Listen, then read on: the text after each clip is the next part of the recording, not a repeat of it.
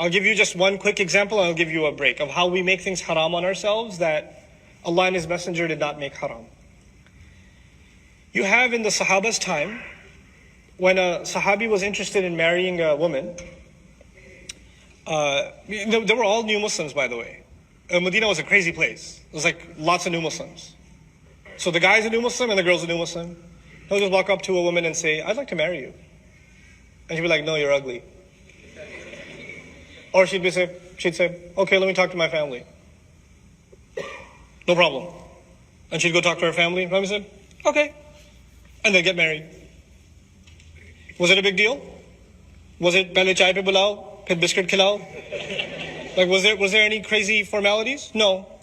Was there anything un-Islamic about a man approaching an adult woman and saying, I'd like to consider you for marriage, I'd like to speak with your family, in a dignified way?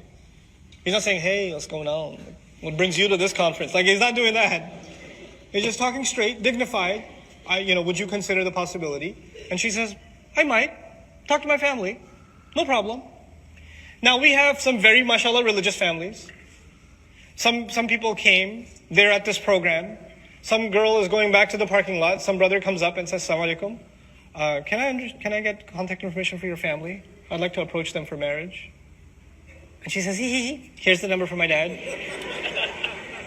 And she gives him the number for her dad. What just happened was haram? What just happened was evil? Agar yahan nahi milenge to aur kahan milenge yaar? And if the guy sees someone he likes and he approaches her in a dignified way, this is something new. This was happening in Medina, guys. This was happening with the Sahaba.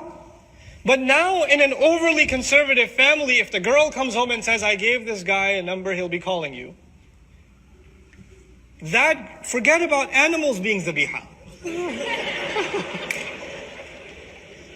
That girl is done. She is done.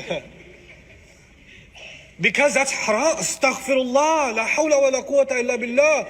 Oh my God, the day has come. My worst nightmare. My own daughter giving somebody my phone number. Inna lillahi wa inna ilayhi raji'un. We should have never left whatever country you came from. We made the avenue for young people to get married. The halal roads, we closed them and pretended like they're haram. And no wonder they're online. No wonder they're finding other avenues. No wonder they're involved in relationships they shouldn't be. We pushed them in that direction. We never let the halal door open. We closed it. And especially those that consider themselves very conservative family, they closed it. They closed it. We are more religious than the Sahaba. It's amazing, So this is, when you close that door, what will happen? Fitna will happen. Some of the worst things I've seen in Makkah. Worst things I've ever seen, I've seen in Makkah. Why? Overly conservative society. A woman can't even walk into a restaurant. There's a side, animal entrance for their, Seriously? When you do that, what's going to happen in that society? Those young men of that society will never know what it means to deal with a woman in a respectable way, because they never dealt with a woman. They've never dealt with her. These girls will never know what it means to deal with a man.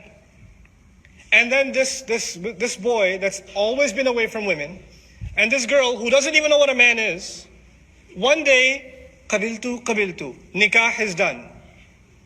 And literally, you know what I describe? A hungry lion that's been kept in a cage, and a lamb that doesn't know anything about a lion. And then you close the door, inna lillahi wa inna ilayhi raji'un. That girl will be traumatized for life, honestly. She'll be traumatized for life. What did my parents throw me into? And that boy has no idea how to take it easy. He doesn't know anything. He was never taught the ethics of engagement with the opposite gender. He wasn't taught. And all of this in the name of we're being extra Islamic. Really? This is Islam? I don't know what Islam that is. Because if that was the case, Allah would have said it. Allah's book is pretty clear, isn't it? So it's like, if this was really important, He would have just said it. Men better stay in a different place than women completely and never interact with each other. And if Allah said it, it would have been so much easier. But we close doors that Allah Himself has opened. And we have to now open those doors again. I'm not saying be liberal and party away, but I'm saying there is such a way, there is such a thing as dignified, respectful interaction between the genders.